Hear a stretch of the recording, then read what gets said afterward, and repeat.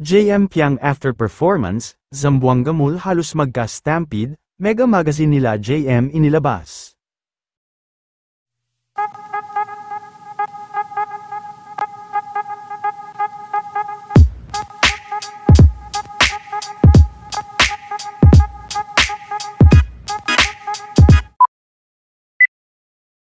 Maaga pa nga lang kanina, ay talagang marami na nga ang mga nag-abang sa mga housemates ni Kuya, sa KCC Mall sa Zamboanga, at sa muling pagkakataon, ay talagang dumumog nga ang mga fans sa kanilang mall show, at dahil sobrang dami nang nagpunta ay halos magka-stampede na nga, at may mga nasaktan na rin kanina.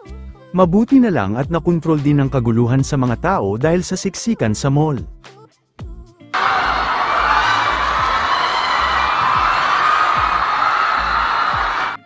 Muli din na anabangan sina JM at Piang na muli din na nagpakilig sa kanila. Matapos rin ang kani-kanilang performance ay nilapitan nila ang mga fans.